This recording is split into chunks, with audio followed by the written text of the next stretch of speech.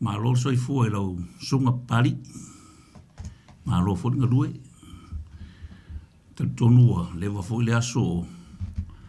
Fa aunga se lau sunga ma ngā ruenga fai o le leitio ia malo lava le tauata.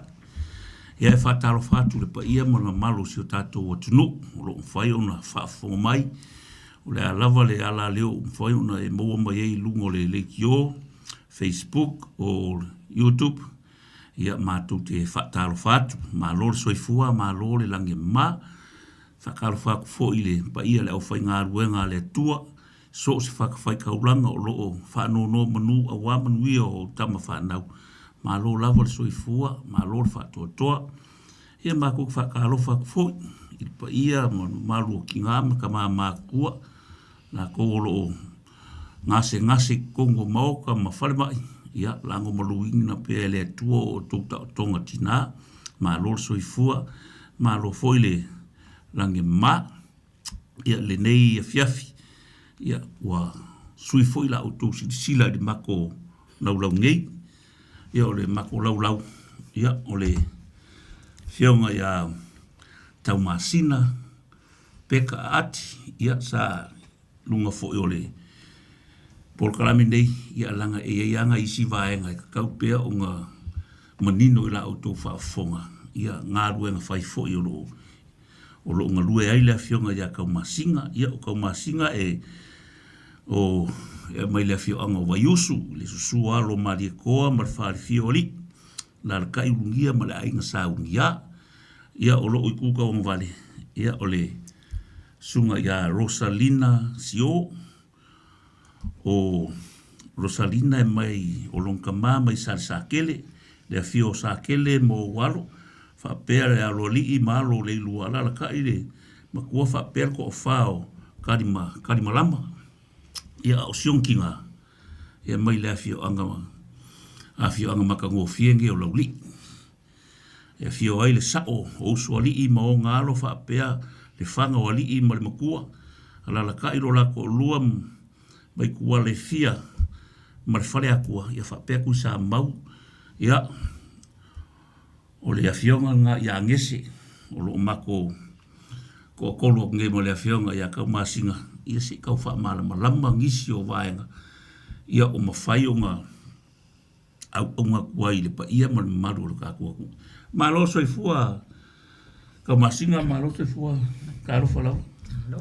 Malo soifua e lau whekalainga se umang e whape fo i le sunga ia pali. Le vaso le koe va ai aku ia.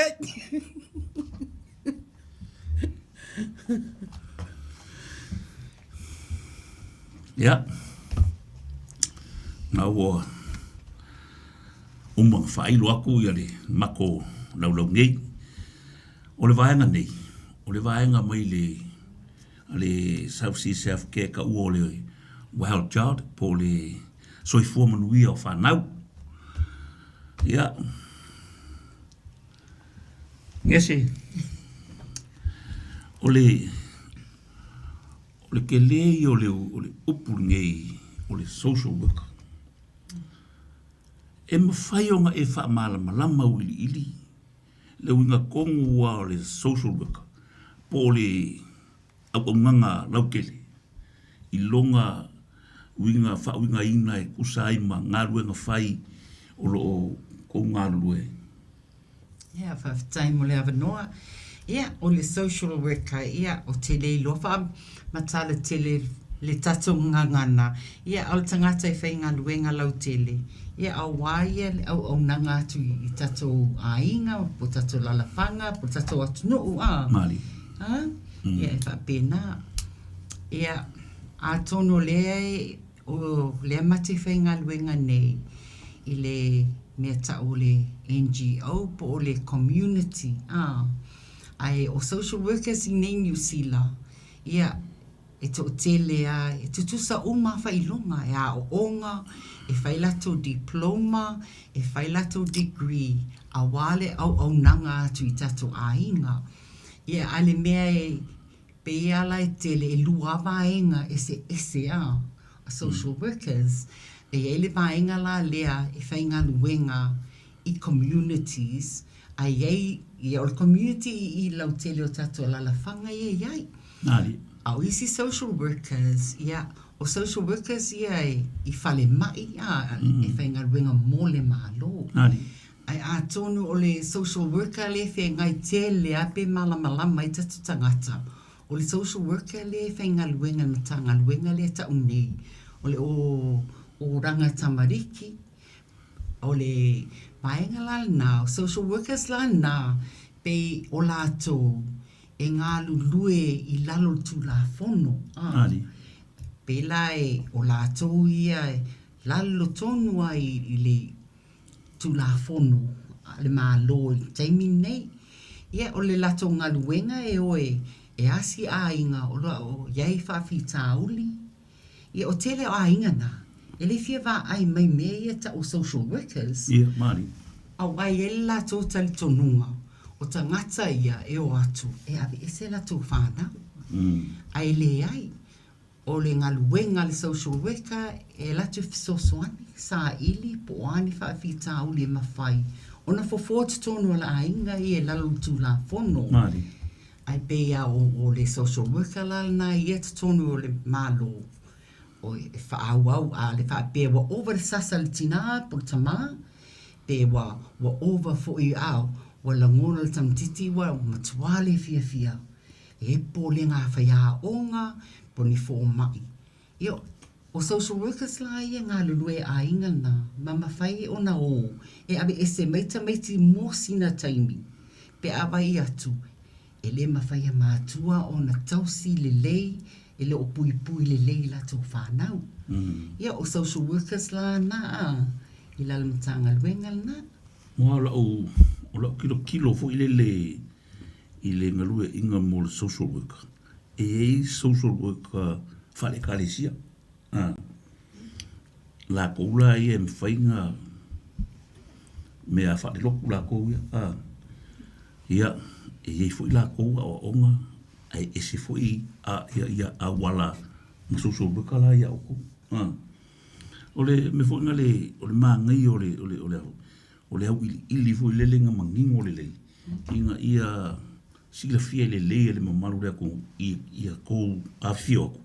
A o malama le leia. Ma e whaisi ngā wha malama ngā fo. Le whai ngō fie i le malu le kungu uia le karia ingo oko. I ke o ako e kuli mo i oko sikai. Ia, tō, sao le lau sau noanga. E a taimi, ai pēia e whapitoa i social workers, ia ngā lulue i tanga luenga nele o tanga le oranga tamariki. A o social workers pēla, o social workers le taimine le e whainga luenga i South Seas. E mānei o le, e mana o mia, o pei o le o mai whai, o le asi atu e teine fo mai a le tanga luenga al tato South Seas. Pēla o ina le mauai le, e vai atu teine fo mai, e iai isi mea, e mana o mia la ingal nei. Ia o ngā luenga lana al social worker te tonu South Seas, e o Talanoa la ainga sa ili a tili. Po angi me o mia. Po mea le mo mia. E fia la, e talia mai le o atu, e Talanoa, Faasoa, ia, ma su e po ani mea o lo o mana o mia la tau. No winga la le winga o lau sauanga, o le ngā luenga, a kasi le mea wala au mai ai. Ai a kou malanga lo ai. E ko ke sila lau ke le po angsi mga umianga mo mia e a. Nā tōnua, e le whape tasini whawhita uli pā o te tōnu a inga, e tele, e le ngata i whale, mana o mia, ia, e tele fwy a inga a se atu iai. E le tala whea ngai mea o lo no nofo ai. E pe whaano nofo le vai atu iai, pe tō whāta meiti pe ana le lua potu moi. Pe e tasi foi se potu o winga la na a le ngaluenga lea e tau o le social worker e o atu e pa ai fa alongo e so soani ai po ani ala pe loa po fe anga i ai to mo mai sisi so soani mo le taimine le fe anga i a inga nim fa fitauli ai le ngata fo i meana o va fo e urungali i taimi misai e ngalo o lea e e whanau ia mionga ia. Ia, o tu ai ngā isi whawhitauli na e. O le sivaenga ngā o le susu. Ia. Susu weka. Sivaenga ngā o ko ngā luenga i fo ingo whawhika uri kongo ai. A inga sa. Pe misa i o ngāri. Ia. O whanau. Whanau. Maro, ai whawhela le wafo ia mai kālesia. Ia. A tonu ai e si taimi e o atu e whapea mai i le lava o Faasoa se leni. E tua ina fo ina whapea wa tele tupea lui. Ai ele ai, e Talanoa i ai, ele o whapea a. Tu o ese le winga le po le manatu, a le iai le lava se leni. Wa matamuri pe misa i fua. Ele ai, o le mea e mawhai e oena ave mai fia i ai. O le mea tāua nā i te tonu e kālesia e le o whaapea o whaamalosi fo ina le o le manatu o tangata i e le ai mai o tangata. Ia. Ia, tau masinga, e singa fsoswangi wa o e fo ua lewa wa roa fo ilo sila fia i le mea ngei ka o le social work lewa fo nga lue. E singa fsoswangi fo ile le inga ia whengo fia fo ile lenga e wai ke le ako ngā susuweka. Ia, whaafitai lewa mo le whesili. Ia, e tauna la fo e lana mai o pali o wa o ia fo e le si qualified social worker. O le ilo o lava iloa ma lo lava talitonunga i le social worker o se tangata lea e fsosoani ma losi i le dealing with social issue i to kongo ainga kusa e a ole it's like a peacemaker you know vale if so angi ainga I mea lai ko kupu ai it's not so much about I mea fo I o mea like pe lakwa fa mele ainga a me se ma ko moenga mea la ia wa o mea ia se I o se kai muni o ngo kalangoa akula ia I tiuti ma mea ia o le afo I o le social worker ngaluenga fai le social worker ia ma mele tio lai ma o I le service le ali ia a lo wa mala anga le social worker kusa o se kangaka fo I le e alu e sosoangi e malango a ngofo fa Samoa le upulo social worker kusa o reforma yo fafika uli Tos ko inga fafika uli ia o reforma yo fafika tos ko inga fafika uli io o la wa translatinga ia ile me wa po le alava ko inga fafika uli e momuati o ma social worker le yo leo le yo isivaenga mai isivaenga longo inga lai e querer ko ngaruenga le faenga I ainga ele o kulafon social worker o e kusa io e makwa ke le ale ele ke le ngaruenga ma ko le fai manguanga ale le fo in fai o ma ko ngaruenga ia e wa o fo ile le case anga I o ai ale leng fai makonga luenga ia e mai fai ai mai esele le ese fo le makongo fio o le fai luenga ai va ai aku ma e alu aku se ainga sa ke le al fa pikauli ai ko va ai aku o fia le ainga o se makwa I langonga fia ia ke oi Wai mawhai unga e sosoangi I le ainga ma le ainga. Ia. E langi ngai mea whape ngā kukupu. Kele mea whape ngā kukupu mai kele mai ai le singa luenga le o sa wai ma le singa luenga o mai I. O lo vai aso mua lava ngo whainga luenga le South Sea. Ia e sa well family violent. A le se I umanga. Le anga o whamakalakula I e kaimi ma koufuru ai fo ila I mea ia I whaafikauli ia ai so se kwa ngā whaafikauli ka maiki ko kongo le whale so se kwa ngā kangaka ma o ka kou o kangaka We are human being. E ko fuaka ko malele longa e ese kaimilea ele fa pea e le lei a ko se kangaka le ai. Ko fuar kangaka le molonga la longa ile kaimi male kaimi. Mai la fa pea ka ko wia la sa o al mele ka ki faia. Aka ke le loinga se longa fai mai se se me ka ki faia. Ya ngoso vai fa ya ola la fa ya nga wai. Wa e afo.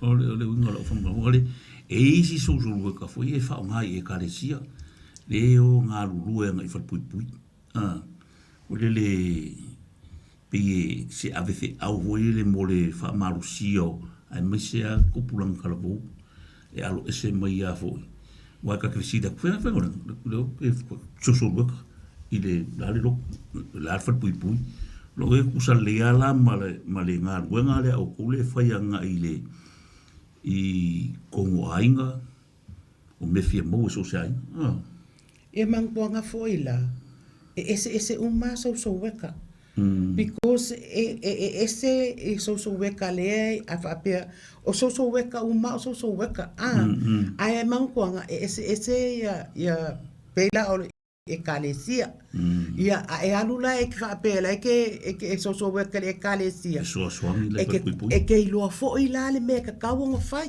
e ka kawonga e fa pe e ke so le wa sa so weka o kanga kama kua I so treats fa ka mai ti le ai e ke lo ala wa o le o mai man panga so weka ngai e kai fa ka usanga wa on ia ele fa pela mai se longa maua lo fai longa ia fa kwa ka ule o so weka ai le fa pe ke alo lua le wor kere esa fo mai ai ma so weka le ai o le o ngiusila le ngai e ia inga wa ia fa ai longa ele tikala fo ia ia ele tikala ia fa fo la se ia ele ma fai ele la senge ia ke le ka ua so waka ora kwa fasi me la nei ole va ku ngol fesidi nge so ka inga e mangi ngoi foi le langa e anga isi a inga foi le me se a inga u mari la ile ma le pole a ko ngol me ngo so a me se a u mari e femisa ai la me so ile ali lo ruanga essa social worker ki pisi kongola o le so soani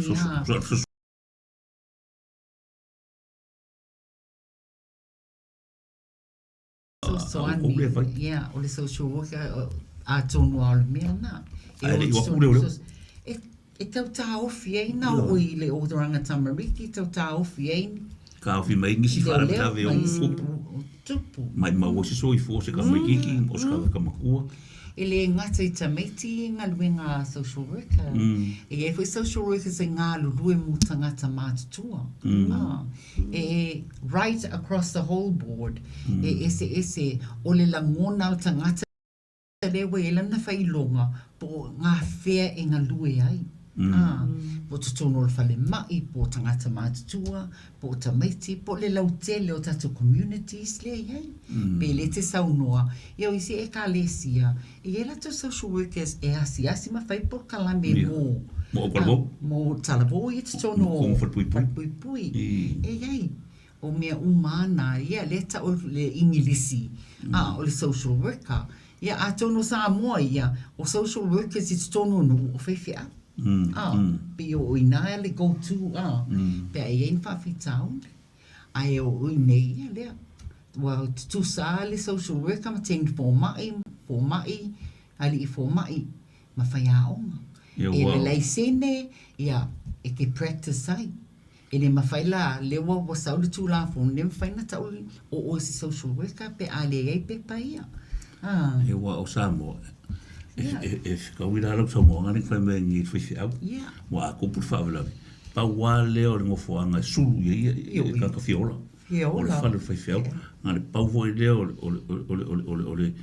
o le tanga ka ma fa inga ku lo mo le ko si me ko pa I o so lo fa nga o le ka singol file mu a wa ole fai fia foi mo e un kusifa ma ngi fa foi fia wa ave kula fongo la foi mo foi fia no ngo nga buenga la pe la ma la le o ba il fa mal ma ki vo le i si la fia fo ke fa pe pola mera o foi fia ale ro le la foi la nga buenga ole a popo ai ma ka foi nga ia ka si fi de ko wa ma lo fa fa ya awa o so weka mangwanga o so weka umale uma the same thing ai mangwanga la fa pe o ka ikale o ka fainga wenga i ia ka ke alu ka ke follow i policy ma mula fongo le organization ma le organization ia le ala le muli ai mo ka alu fa ka ngu nga wenga le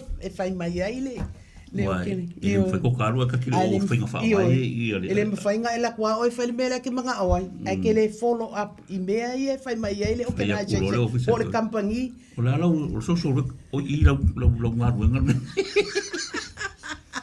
wa lo pa tai ya o masinga ya nga wenga fai fo ele dingai masinga o ke akuma wangi fa fika uli po ngi i meo ko kupu mai kongo le ngaru nga i lewa i kai mi i masinga o kua ngai a ole i o akulu i le Christmas a o ngi whaafika uri po ngi i meo ko kupu mai i whea ngai e ma le lua ngaru nga whai masinga o kua ngai Whaftai lava pasalo e a fo i o ke fia manga o e Talanoa mua la vai le service lea wa mai ai i kusa le box lea o mai ai i o le wild child ma la anga fo i o le service e Congo South Sea o le wild child ia o i lea fea ngai makamaiki kau singa o kamaiki Soifua Manuia o kamaiki o i lai ko Congo le wild child lea e iaia ken formai nurses o le lako ngā luenga ia e o e wa aika mai ki ia ma whai ma fua pepe ma whai umai ngā luenga o le ngā luenga wha ken formai ia o ka kongu fo i o le wild child lea service lea o lo i ai fo i la ma lesi service lea o le suri o le sleep safe ia o lo ka ia ia kenge palangi lea o Tania ia o lesi fo i la service le ia o le pregnancy parenting education service ia o le au vaenga fo inga le o under age le o vaenga nga ia o lo ka ia fo i la skenge le o miliama le fo sa i kampane ioi ka ko under age ia ngal vaenga nga ia o nga ka i miliama le nga ia male breastfeeding o kere i lola po ai lai fai breastfeeding wa a fai se manga fai le breastfeeding ia wa ula nga ka nga wa siampingi fai ngol breastfeeding ia ia o le mako manager ia o Fonofili Parkinson ia o le team leader o Luisa Pulu o le konga ia o le coordinator ia o le falekua lea ia fetalai faifua ia male stenge lea o taele melesea ia mama ua ia la ia ko olua o ma ua ia social worker ia ole ma ua ngai ke kilai ko ma ua piko lai ki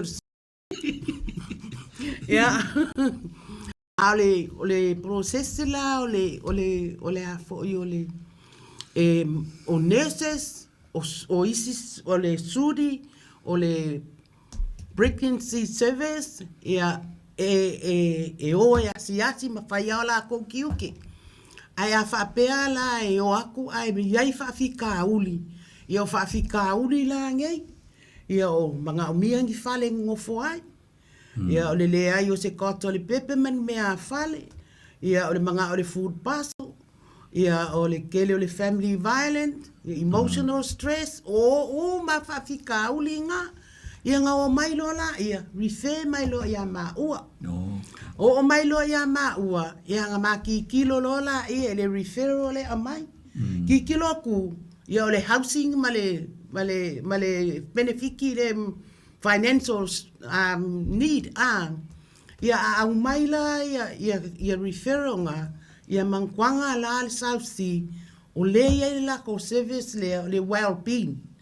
O ko kongo le well-being o lo iai le vaenga le kongeki le kaina ora o le housing ia fa pe fo ila le MSD ia ma ia fo ile afi ia o ingala e refer ia de vaenga nga ai afa pe sau le referral fo ki kilo ko le vaenga le referral le manga o fa mai mea ale kinga fi manga ngi close ni lava o se court o se prem ia nga kangol foila ia faila le referral abela el fana ora wa la kola fo inga o la ko fo service nga ma la ko fo inga wenga nga maka fo yonga ai afa pe lo la sawia ia afa pe fo la food passo ia nga ave fo ila ia o le vaenga le io le fe ngai ma food passo ai afa pe lo mai le referral ai ki maki kilo aku la sa why family violence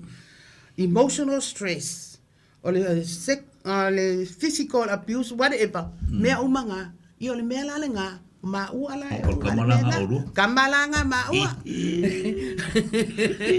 ia nga ma a makalo lea o le me wai kilo lava la i le serious o le referral a fa pe kilo ko la stress you know ia bambe ala porque fongi ia fa sokai po a mai a vai akulo ai kali mai ai fale kongu mai leo ia por kai miala nga ku ai lo dunga o ai a fa pele kala ngo aku mai oh no I'm all right ia okay I will come tomorrow ia so ol menga e tio ba katia ia o me foi o family violence ia vave fo i lava nga o iai vave anka nga faile fa kau iai inga ke i wa fa inga se Soifua o soifua ia o pe o meanga o le fa basenga o le kusa o le road nga sa o le ale mele o le well child ia le wanga le o ko ma ko wa ia i ma le meanga la inga au mai ma ua i kongo le mele le well child kusa o fai Wang fa fika o limka kia Michel Meleo le wa mai au kongo ia inga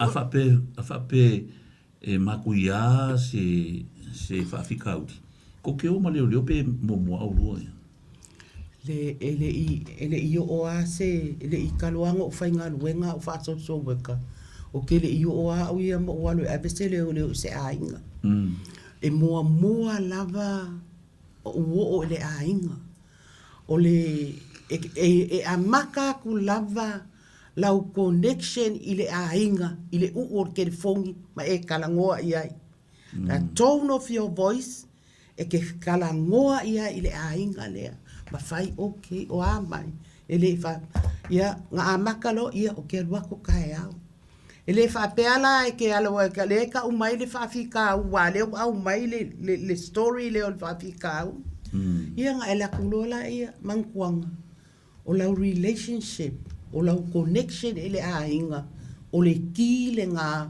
o la nga luenga le ke alo e fa ele fa pe exavali o le kai o the tone of your voice o your body language o le kile nga malau sau ngiunga le nga ke alu ai male ainga ele fa tek sabali ako I'm so wake up na le ai ke sabali aku male ma lo le soifua ia o mai ma ngai le lawa ma ngai le ko ngala you know because ka ko ke mala malama o le si o manga mangofoanga o ainga o le lako pride nga so afa alongo mai le makua mare ko inga o le ke fai ako ma ngai le maoka ia e va venga fia va pele ia nga ela kulola ia fa longo le story le la sa ke fa longo po le ale me nga kupu wa ke la ko fa O lenga usau lenga fai mai ia. Lenga abaku le lipoki o ai mla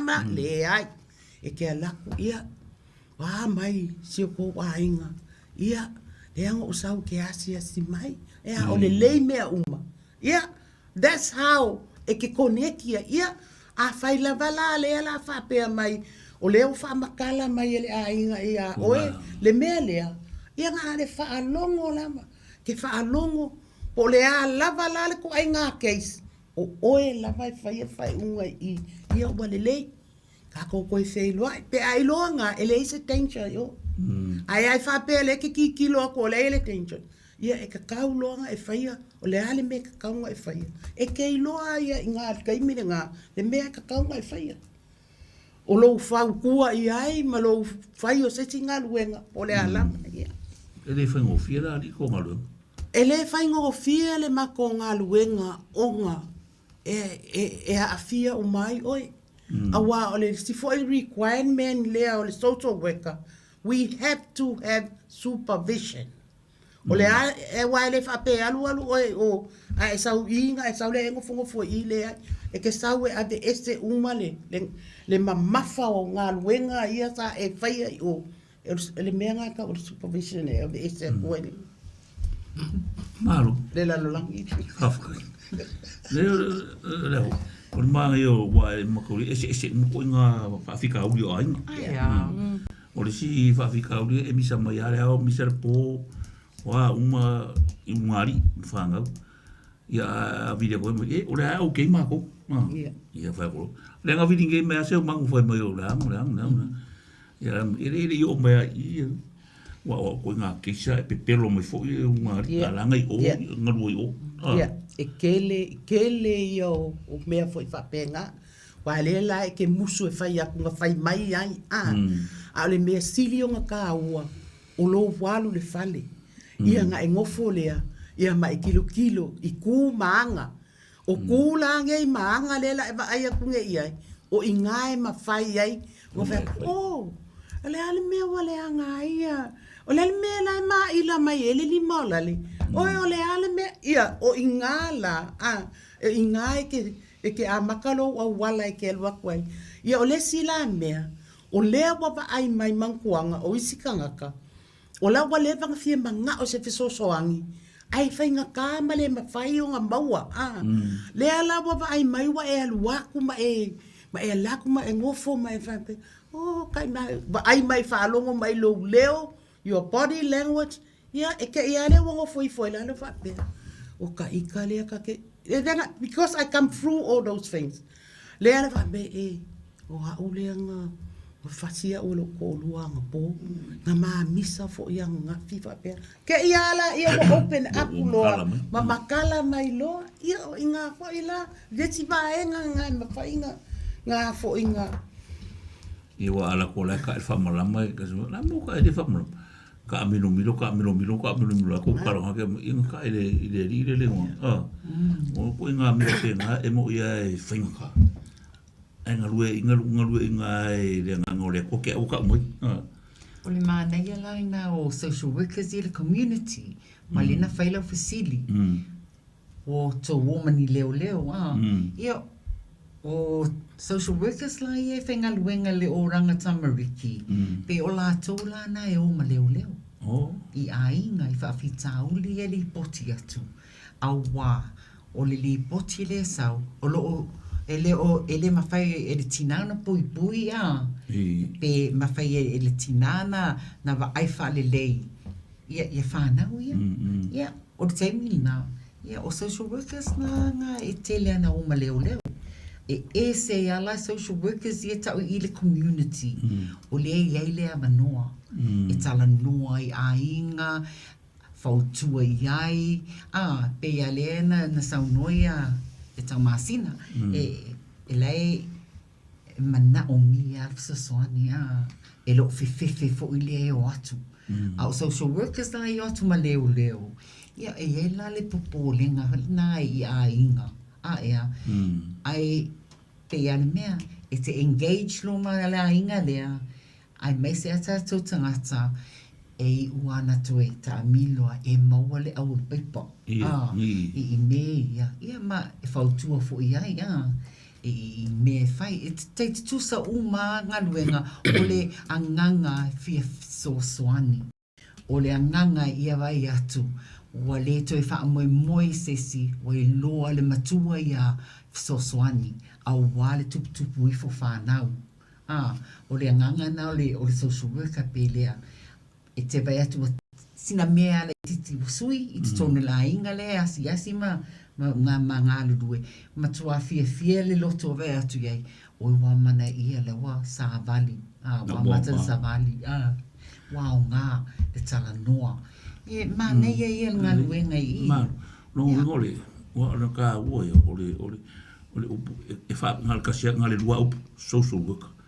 A long fa ngā luenga ngā luea inga. So se vai pangoa la van whaionga ngā luea ia. E te soaswangi anga i leavo. Soaswangi a mata mai i le whanau, me se ala i South o lea le team le iei maa ua. E a mata mai a wailoa. Ia o lea wa saungi le tina a mata loanga ngai o i le South Sea. E soaswani na lango le matua. Ia e ola mai pepe. Ia to e whaau wale ngā luenga a le team le le Well Child.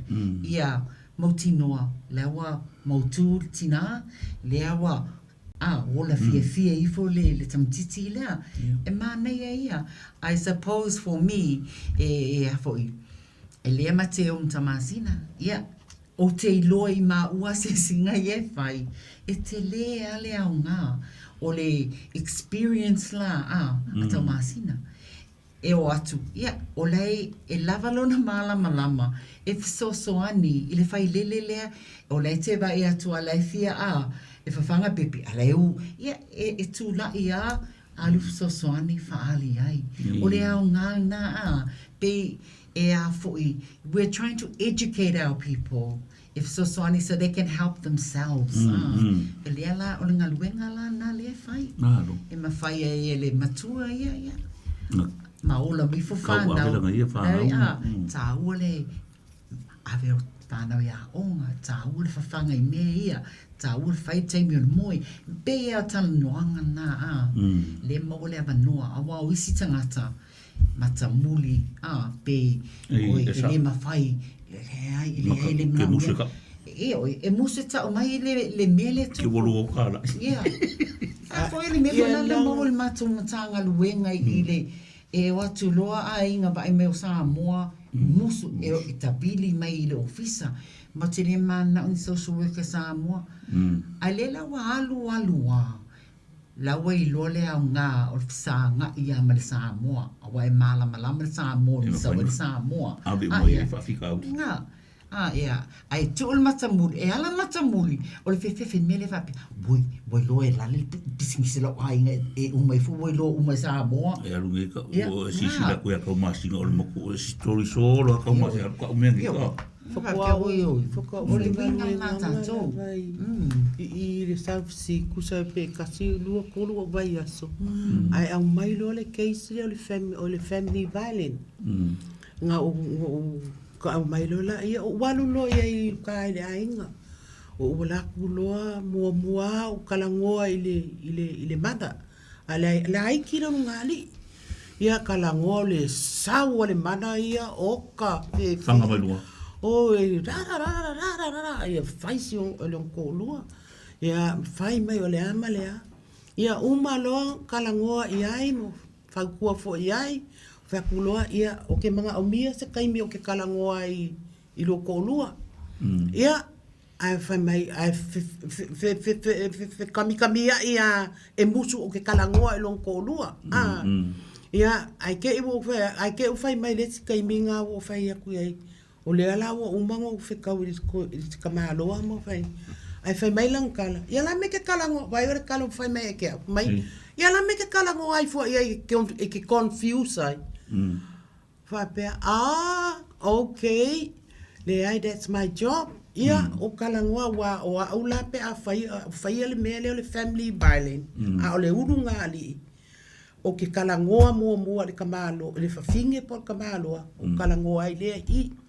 ia nga umaloa lea o nga o lola ia fai ku loa ia le kaimi e mafau ai i wa le wa sau ngeri ka malo le fafinga ia fai mai ngei male nga lo nga ia sa o ai me uma sau fo ila le ka malo ia le fo ila e sau fo ia ia mangkwanga la e always two side of story ia ngo fai akulola ia wale lei ia le uma ka kalango ko sau le baya so le ai paule me ka ko kai miringe ia ka ko fa moi le ali if so angi mai ia o ke alua ko la ele i o le kai me ke alua i o a wala ko ai fai mai o ko ele le wa fa mai ko le le ia o kalangoa o ko le e o mai kai miringe ia wa makwa o ke ia wa nga fai la o kala fa ai o lua o lua ma le lua fa ngau o le luma ngai o lua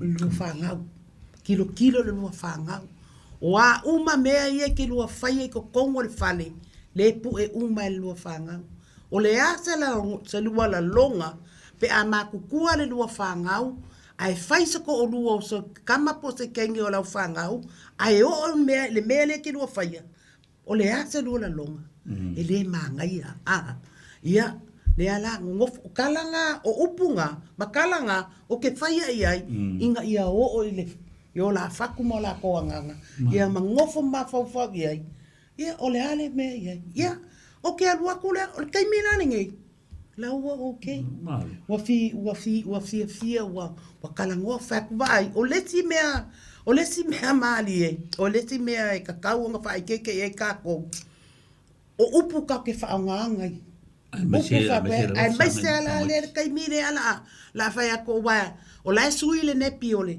le kamekiki ale ala fa pe aku ia i le fingi sale la ko mege vai ia ai instead of say la ko fa mole a menka vai ia o ai le fiang ele ngaule loko maku lungalu a mengi vai ala fa longo kameki ia mangkwanga la fai fo wale la ba ka malo ka kali ia waku le po ale fa ai kameki o mea umanga e pu e uma ka maiki.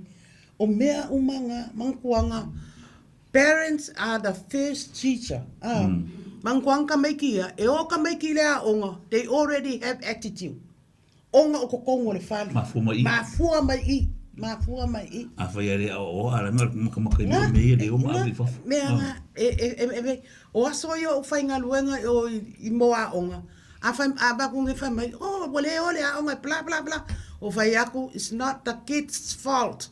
It's the parents' fault. Ako wa foi. Lea ka kei loa inga. O fai a onga ia i. Ele kala ka maiki. O a moe mai a ia. Ia. A ole mea la kou ia. E pule a le ka malo makue ia ia. Rongo unga ke minge a ko sa wale ko a kilo ngiru ngari o vai anana. Ai, e ke va ai o ia le mele kupunge. Wa nana fa solo a ko ka mai.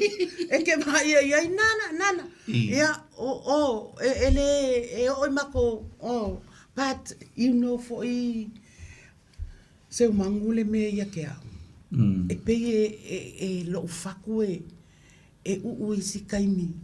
O nga le relationship ma ainga umange.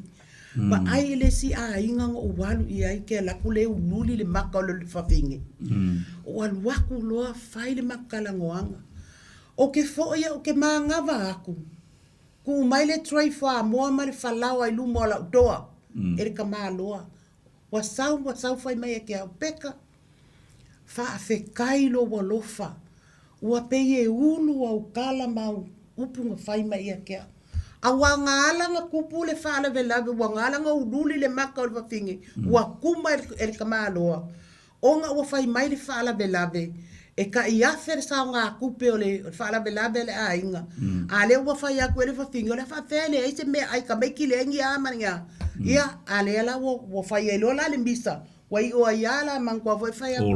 O upu wae, o upu lava e lainga mafua. Ia, boa wakulo male lima kauri ira ululi ia ke ku aku fai ko ala ui, o lale mea wakupu. Ui, ia, wha makala mea whaku vai. Lela koe alu le fale.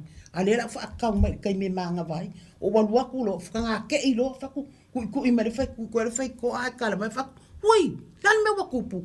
A whea o ie, ia, whai mea lua le ko whaku. E ma whai ngā waluaku ko kongu. Ia, mako kalangoa lo mo whaku vai. O aso ia. O aso ia. A whai mai la vere sa ngā kupe ka spuru ate, ke alu e spuru ate. O aso ngei, whai le mea e ma whai. A wala o le mea le ua kupu. Mua o lua malau wha, malua wha ngau. O ngā whai ai leo isi mea. Family first. Family first, ia. Aua nge i kako whai ai le mea lea. O le whai mai whalablabe alu, a vere a whai. A lele te mea ai ka meki. Mua lamba i. Ma o aso la ia, aso ia. Sa kako whai ai mea ngā ole. Whai mai ai fia. A ki ngā whalo kwa le te mea ai a vea. O le kai miringei. Le ai, o le kai miringei. Mua oe malau whangau malau a inga. Ia o ngā whai ai leo me. A wafo ai la le mea kupunga aka ka malo ia ke au whak. Ia vai la o lua. O la wa fia o. A leo wa kupur whala bela bei. Ai anga lua o ngei lai. A veda lua sa lau o. Whape ngei lau wala lau o lua o. Lua le alo lofa malea. A le ki lua fia i. Be anga lua a veda lua sa lau o. Ele a bele. Ia ngā aka whambeska malo. Sa o lei o. Ma ele whai ngofia le arko le lua ngā lua. Le whai i o whea ngai maainga. Social worker. Le koe ngā social worker le koe whea ngai wale ngole. Ke lua whea ngai ma whawhika audio ainga. Violence. E ara ngi vai aso ma ngirua case ngolua i. Ka mao anga ngafi. Ma ke fo i mai. Nga mao i kai papakura takalini. Ai mao o i foi o fere men ka o ka masese ai o truri e po fere. Ai o le kamilo sanga ngai o le mamao. O le mamao nga amatere loa. Amakere loa. E connect me i Drury. E toi o mai e le fale. O kakai o rua i leo. E le GPS ka le o whaani mai. Le kai lo o kere loa fai nga me. Le mamao. Aro e maa nei e nga. O ngā luenga South Seas ma le team leta te iai. O le maua le avanoa so tai Talanoa team for mai i le team lea. Awa, I suppose the whole responsibility of kako team, make sure the babies are fine, they're growing healthy. O le mautuma le tausinga. O le fu ko ngā rufa kasila malvaenga le. Iyo e. Ai ing whaafika au le kukupu o i unga di fōia. O le e o lua i. Ma me e se mea ngai i ai mea o lua. Foi le fokua. A foi le mele nga o le processor nga le iai. A ola ko o ai ko ai o ing fa fika uli ia ku mai lo ia ma u. Ia o le me ia nga ole o ma o ia fa ma o nga luenga iai. Awa te o atu le sira tua singa o la to fo i laiva ai wa ia le suinga o tina ma le pepe ma ma isi tamaiti le wa uma le nga luenga le social work. Ai pe o le nga lu e fantasia. Iri te pao tini fō mai ia ma ua ma ia lea e whai a matala noa ia maua whautuanga ia i mātua ma Eselo, o eselo o fia le unganuenga. O wai e whai o ka maiki. Ai whai o ainga ka unwari folele. Pea karu se ainga ka sosoangi e se ainga folele ai songi la whawhikauli. Pei folele ka ke i re close ka ngaka a. Pe folele ia. Ai folele pe la wa malesi mele satisfaction. O ka ika le wa kai ai wa mawhai o nga whasoasoangi i lea ainga ma lea ainga But ole that's the beauty. Yeah. Ole beauty nga ole pe ole wa taui mai lau fautua. Wa taui mai le wa talia le ainga. So ole upupalangi the light bulb has gone on. Le wa ki atu le wa malama. Sa pongi sa le wa mausina malama matau mawhai. Ele fa pe o atu loa pe le ai ole fautua ole Talanoa. Tu whai, awai, e le se tangata Samoa, o lei ei whasino manga a tatou uma, It's identity. Tu e whaola le vā. O tātou i ngā lulue i le vā. Ai loa tangata lona vā, ma pai ma la whai. E manuia mea uma. Yeah. E ngau i loa lalo. Mā ngai o le lua whaukua ngari, i le ngaka mō ungari i aiki. Yeah. O i cases. Yeah. Po le makaukia le wolu o iai, i wai mwhaingolo whakui. E le mwhai o le mangaia i o le whaasusu ia o lau pepe, ma whangawhanga. Io e tau mōwhie, se where seleni. Koe pipi ina lau pepe ia oe. Attachment, yeah. O vo ia. Bonding. O la e lea ngā ke whasi e lau loko. Io e. E koe kilo ia i mo le anga fōri. Ia le pu e tamaiti, ia. Le whape tamaiti le sao lea. A wele u kalanga le nga whai. Nga whai i le tifo i mako seksio whai e whako. E ko mangua nga foi oe a ngofo le ngari wa kati de kingo kati mapa fau kati le longo binga la e ka lo ko lua o e ko e ka o ya oe o longo binga la o le menga ia a e pol ia o le siala o kala nga fai ia le si ali inga le sia ka valo nga wa ia ngai u nga kani o fai aku o e lo inga mai mala malama ile ya ka ko Samoa mai o le kua whawhinge, o le mea uli le maka o long kuangangi. E whaafewhea langa e kango e whasile le mea uli o le maka o le tikama, o le tikama. O le tikama kai onga le kua whinge lea. E whaapea ngā fōi oi, o lo kua whawhinge o le mea uli lo maka, o lo kua whinge lea. A e kango, a kango la te e whati, o kalanga e whai e. A kango la te e pōle nguko, e o longo wingana, ia. E oisia so kaule ai le la vai le vainga fa vasenga fa mkalanga ia fa ia kwa ia ai ole connection ole trust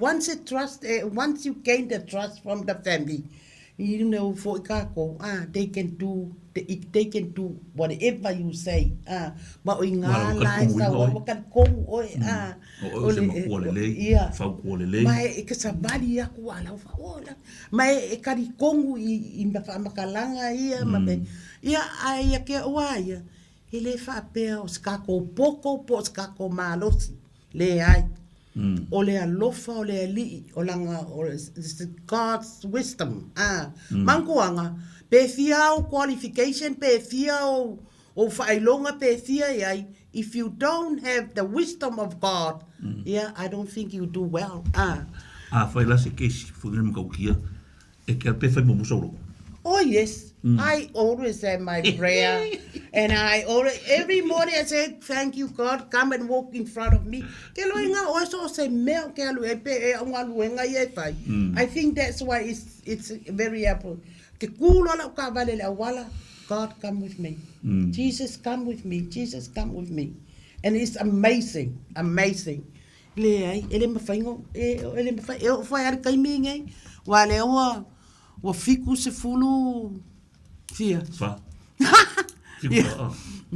ya le ala le malosi la ko via fai la kala lo salinga nga kai so le wala ai fo ai o pei wo muso ke ngo foi lu le lo po le onga le ki o le ka mai wo ka le fia alu ai ka le fia ngo foi lu nga ya ma ka le